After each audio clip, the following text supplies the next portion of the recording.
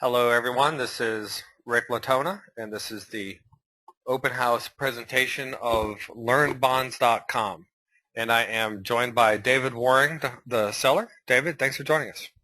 Appreciate you having me.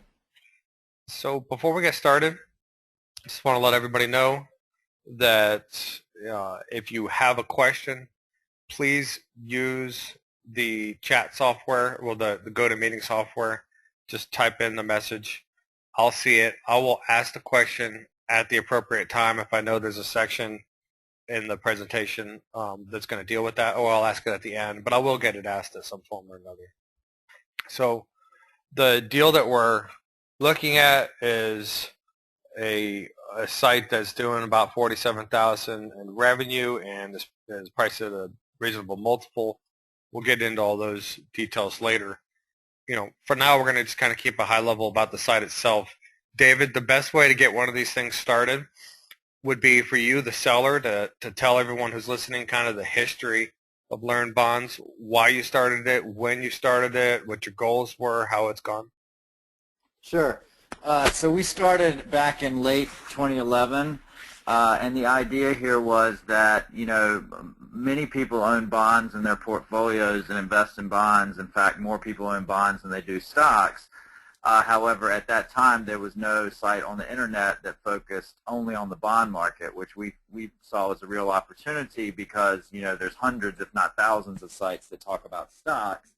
There's obviously some demand for bond content as well, since there's so many people who invest in that. And we focused on it pretty heavily for the first year, and we got really good feedback from the investing community, and really built it into the premier place for individual bond traders to come for their information. We focused heavily on the education side of things.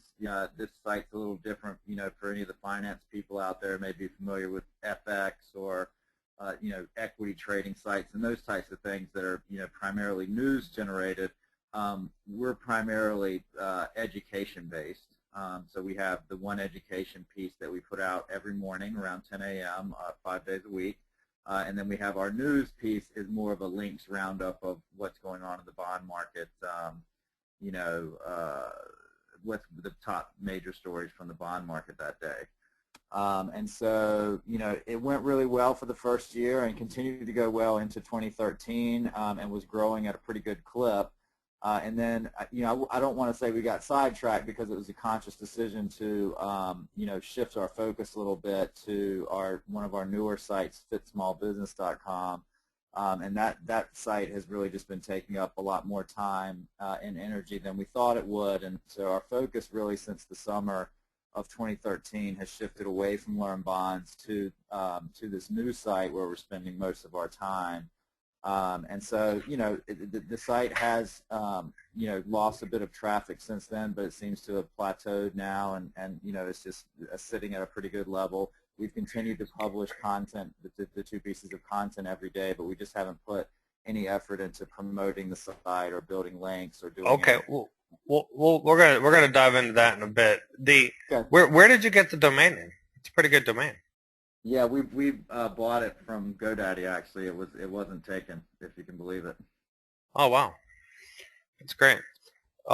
So I noticed on you pop a modal window to people, getting them to subscribe. How many email subscribers do you have? I think we have about 2,000, but that pop-up is relatively new. We started using that on one of our other sites, and it had really good results and didn't really affect the bounce rates or anything. No, Um, we do it on Latona. So everybody on this call has probably been hit by my modals. They work. They just simply work. How yeah, how how often do you actually send emails? daily. Okay, that's good. So not only do you have 2,000 email addresses of people that are interested in the bond markets, but they are warm and clean because you actually send it to them and they've been weeded out. Yeah, not only that, but like I said, we just put this form up a couple months ago, and we increased we probably doubled or maybe even tripled our sign-up rate for the email list. So we used to get 4 or 5 a day. Now we get between 8 and 12 a day. So the list is growing a lot faster than it was, and the open rate is very high. I think it's somewhere around 25 or 30%. And what types of things do you send in the list? Just like the titles of the articles? Yeah, so the daily links piece is what goes out, the best of the bond market it's called. So the top stories from around the bond market for that day is what's sent out. Those are all regurgitated news or custom articles? So there's a custom, basically the writer that puts together the links piece, he takes the top story of the day and adds our commentary to it. So there's maybe 2 or 3 paragraphs at the top with the day's top story, our thoughts on it, and then there's somewhere between 10 and 15 links with summaries as well as what people are talking about on Twitter at the bottom from the bond market that day. Mm-hmm. Okay. So we don't have a lot of screenshots like we normally do because it's pretty much a straightforward content site, right? I mean, do you have any kind of back-end systems, or is it what kind of CMS you're using? We use WordPress. Okay, so other than logging into the WordPress admin area, is there anything else you have to do to run this thing? That's it. All right. So that would be why we don't have a lot more to show. I grabbed from your analytics the last 12 months. So as you can see, this is January 7th through 2013 to January 6th, 2014, just to show everyone. I mean, to me, it looks pretty stable. You said there was a decline of traffic. I guess maybe since the peak. Yeah, we kind of were really starting to take off, in the summertime, which was interesting too because that's normally sort of the dead time, in the financial markets. So that's why I say that. Just those couple summer months where we really had some nice traffic it kind of corresponded to the time where we stopped paying as much attention to the site. Mm-hmm. So I was gonna see if someone. Because I've got more people asking about it. If um, for those of you who are interested, we can get you a full copy of the analytics because I think the questions that some people are curious about is how much of the traffic is coming from Google searches and how much is coming from the newsletter. Really, the more that comes from the newsletter, the better, right? Because you're in control of it. You don't have to worry about the panda and penguins and porpoises of the world. Right. So here's your revenue graph. So traffic is down, but revenue is up. Yeah. So we've been working on some, a few different deals in the early and sort of middle part of 2013 that sort of came to fruition sort of the latter part of the year. So we've gotten pretty good at monetizing the site, although I still think there's more that could be done than what we're doing. We formed, do you want me to go into sort of where we're earning our revenue? Or? Absolutely. Okay. So we used to run AdSense on the site through 2012 and the early part of 2013. We shifted the banner ads on the site over to Investing Channel, which is I'm sure there's a name for this. It's slipping my mind right now, but basically they take a bunch of smaller websites and aggregate all the traffic together into a big, so they can go to the bigger companies and sell their ad inventory across all these different blogs in their network, basically. And so they're very well known, very well respected within the industry.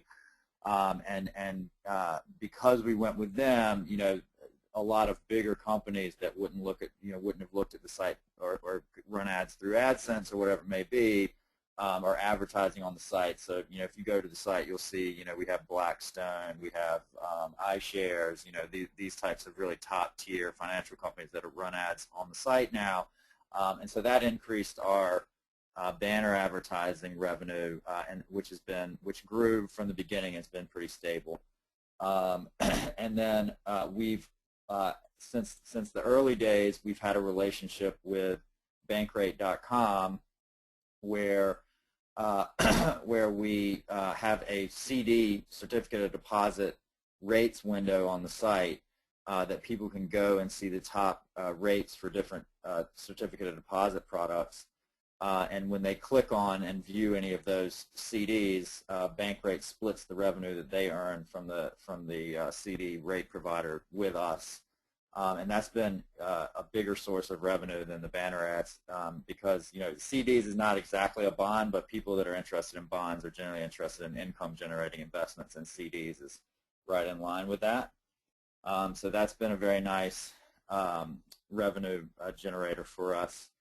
And then we also have a relationship with one of the major peer-to-peer lending firms that we put out a fair amount of content on peer-to-peer lending, which is also very closely related to bonds and pays a much higher interest rate. So there's a lot of interest in that right now. And we have a relationship with them that started in September where we publish some content and give them the ads in that peer-to-peer lending section of the site, and they pay us monthly for that. Before that, we were doing affiliate deals with peer-to-peer lending companies, so we were making some money from peer-to-peer, but this deal has increased that revenue.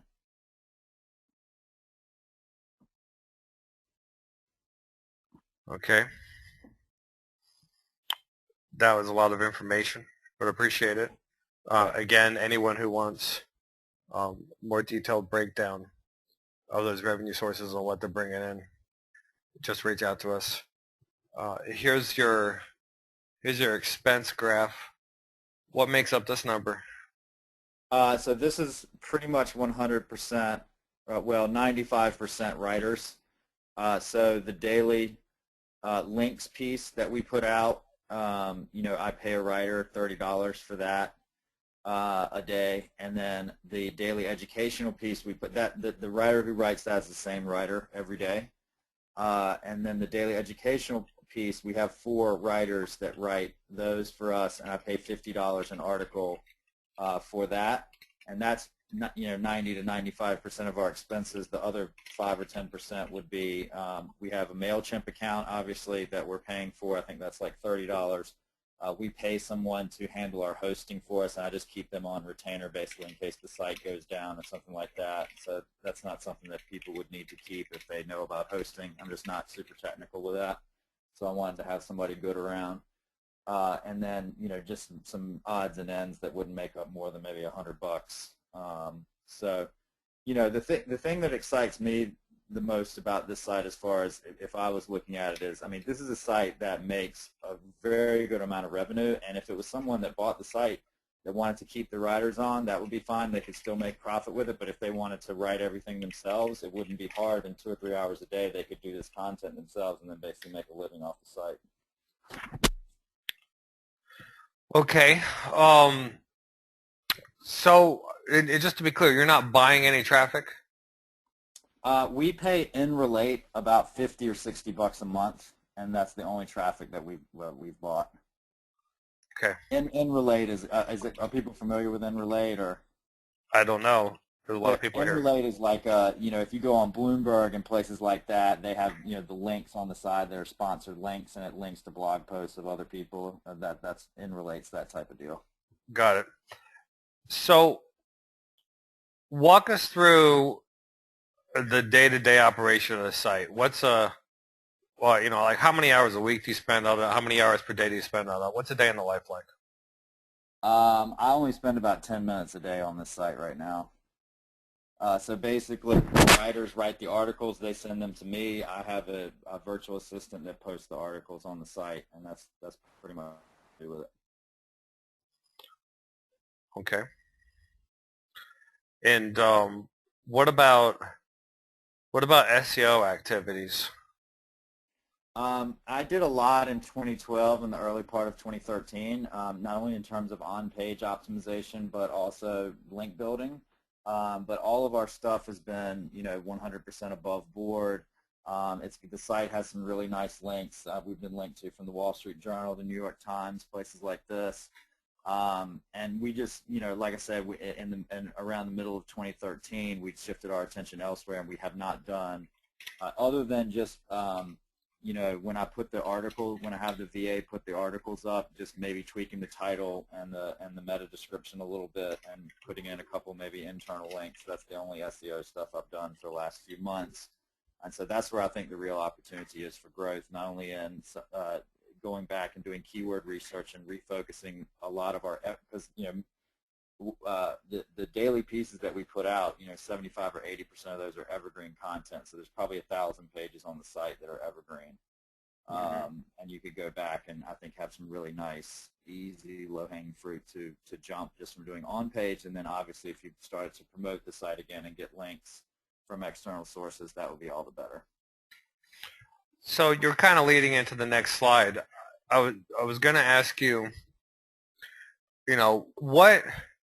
what have you wanted to do to this site since the beginning, but you haven't had a chance to get to, or you didn't have the resources to do? What do you envision as the possibilities with this site? Oh, I think the site could grow very substantially, and it would be a combination of, number one, going back and really focusing on and spending a week or two, if not a little bit more, just 100% focused on the on-page optimization of our existing evergreen content, seeing what's ranking, what you might be able to boost, which pages to focus on, just doing the standard straightforward SEO stuff from an on-page standpoint, and then continuing to build the quality of links that we were building before. The good thing about this site is, because it's one of the only sites out there that writes about the bond market, the people that will link to you, aren't getting 50,000 requests like they would be if this was an FX site or something like that. So this site's much easier to get links for and build relationships with people than any other type of finance site or any other type of highly competitive and or any other type of financial site, I think, anyway. And then I would put a renewed focus on the editorial calendar and think about how we can improve the quality of the articles from using the existing writers and integrating SEO into that. Right now, the writers just write about whatever they want. So there's really Actually, I had someone asking me about that.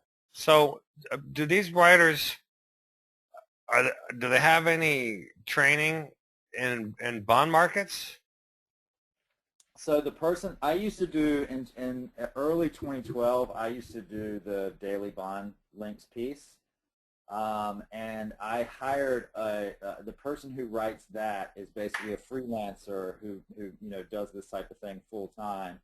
He was not super familiar with the bond market, but he's been doing it for almost 2 years now, and I trained him personally. So he's very good. And he was trained under me, and it would be a very easy transition. He's almost like a part-time employee type of thing, though obviously he's an independent contractor. And the other people that we got to write the site, there's a very well-known site called Seeking Alpha where people write on, and when we saw people who were good and writing about income-producing investments, we would approach them and ask them if they wanted to write for loan bonds. So these are people that are either two of them are professional full-time investors managing their own portfolio full-time, and the other two are, one of them is a former professor who's retired now, and the other person works in finance full-time and does this on the side. But so these aren't really like the people who write the daily pieces are people who are doing this partially for, their own education, or not their own education, but partially because they want to be involved in writing about finance, and then partially for the money that we pay them. Okay, and these all work for a third-party company. They're transferable? Yeah, well, they're all independent contractors of themselves. Okay, and so I assume they'd be happy to continue to work for the new entity? I don't see any reason why they wouldn't be. Right. So, you kind of hinted at it earlier, I guess, with this other project you're working on, but just to kind of state for the record, if you would, tell us all why you're selling the site.